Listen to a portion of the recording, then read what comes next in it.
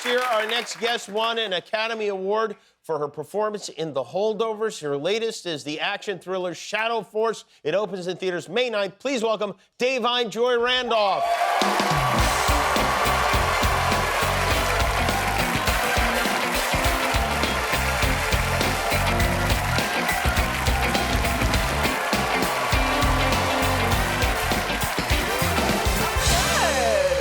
Last time you were here, you were an Oscar nominee, and now you're an Oscar winner. Which will be how you're introduced for the whole rest of your life. I know, yeah, they do that sometimes. Yeah, they need to do it every time, or you need to talk to somebody. I mean, you know. Put respect on my name. Yeah, I mean, every time I won an Oscar, at dinner reservation, I would expect that to be addressed. Oh, yeah, for seniority. Party of four, Oscar winner. Yes. Etc. Yeah. You're also on Only Murders in the Building, which I watch and enjoy. But I do want to ask you about something because you've done 4 seasons, right? Yeah. We're currently filming the 5th one. Okay, you're filming the 5th one. Yeah. There's a lot of murder happening on this show.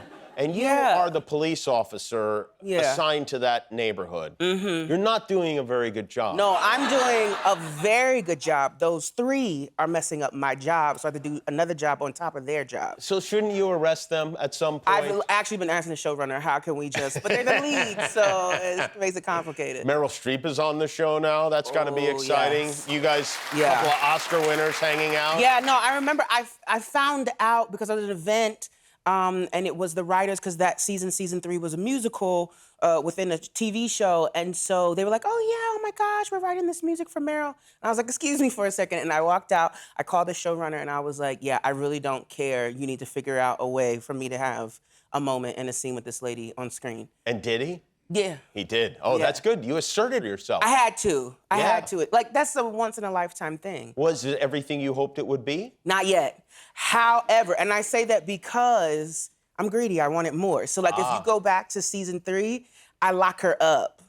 I see, yes. So I just put handcuffs on her. Mm-hmm. But John Hoffman, the showrunner, told me that he's going to make it up to me. So this season, Is there any possibility that they will eliminate everyone else from the show and it'll just be you and Meryl?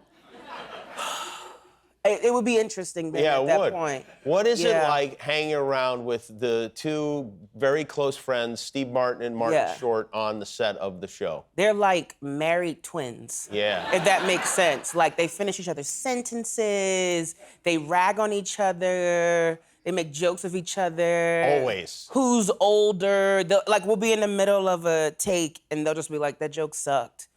Which is very disarming, but in a good way. So, like, it's just so much fun to be on that show. And then, like, in between takes, you'll have Martin Short singing show tunes. Like, send in the clock. And you'll just be like, what's going on? Have you asked him to stop? I mean, politely? Steve Martin does that. Steve Martin asked him to stop. And what is Steve doing? He's definitely not singing show tunes. Steve has the most adorable, tiniest little mini iPad that he just holds on his lap. I think you were describing a pet. No. A little iPad that he holds on his lap, and he, like, just increases his knowledge. So it'll be, like, medical reports and, like, the hardest Sudoku ever in the world, and, like, New York, Times crosswords, and, like, news article. It's just, he's so intelligent, but brilliant at everything, but very humble in doing so. How do you know that's what he's doing? Does he talk about it? Yeah, he does. Yeah. Like, last week, I was there last week filming, and he was like, did you know that an article just came out that said that now avocado can cure cancer? So today for lunch, I'm gonna put a slice of avocado on my sandwich. And I was like, okay, great.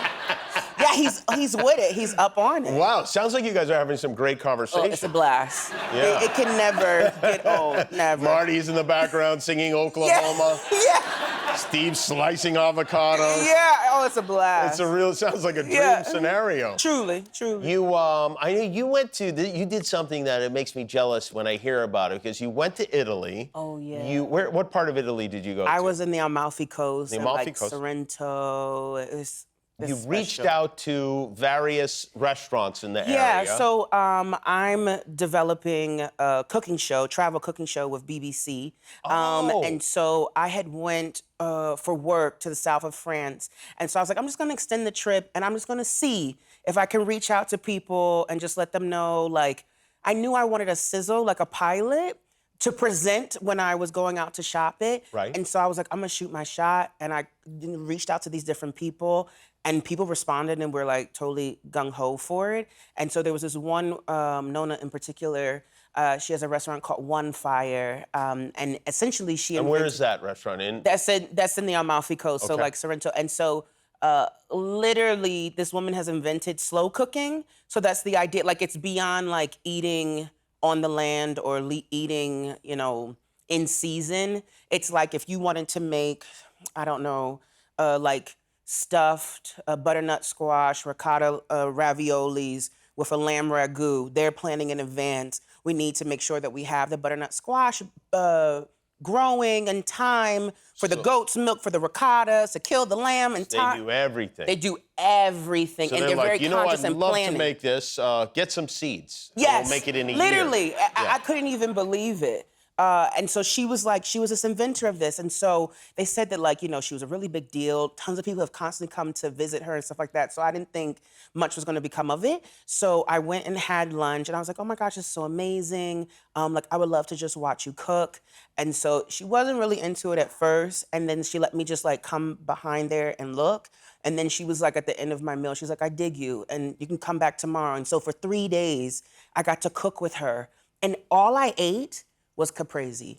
Really, the whole time? The tomatoes. Just cheese and tomatoes? The tomatoes? Yeah, the tomatoes are good. Because you're yeah. near the volcano, so you have volcanic Oh, ash. volcano tomatoes are the best. Oh my God, they are. They're so good. And I was like, I can't believe I'm nerding out over tomatoes. I could talk about tomatoes for an hour and Me a half. too. We'll have I read a really- 550-page book about tomatoes once. You beat me there. Yeah. I'll give it to you. I would love that, It's actually. called Ripe. It's very good. Yeah, it's about tomatoes. Yeah, so you know, it's like a game changer. You've Oh, yeah. never I tasted know all tomato. too much. Yes. Yeah, so I love that. And I was like, oh, this is so amazing. I want to be around more of this stuff. So I'm doing this show. Oh, that's the best. Yeah. And you're in this movie with Kerry Washington, Yeah. an action movie, which Yes. is fun, right? Very fun. So Joe Carnahan, which I was like, smoking aces, I'm good. You're the bee's knees in my eye. And he was like, listen, I want you to do the action. I want you to be a part of it. And I was like, oh my gosh, okay, cool. And so it's basically this, like, it's action, but it's also family centered. And it's kind of like gender reversal. So it's this family of a husband, wife, and now a child who basically used to be like big ops, basically. And they chose to start a family, so they left the business. But the wife was actually debatable, but the wife is actually the one who truly is the sharpshooter, is the more definitive. The assassin. Yeah, you said it. Yeah, right. So, you know, and so basically, it's my character and Method Man, and we're called Auntie and Unc, and we're kind of like their allies back in the day. And so something happens that their family was undercover. Something happens when they go into the bank. There's a robbery, and the father, played by Omar Sy, you know, you don't lose those spidey senses. So it kicks into gear. He saves everyone, but he blows his cover. And so then his boss then comes in, swoops What happens at the end? Tell us the end. I will not. Are there tomatoes? No tomatoes. No tomatoes. But still watch it.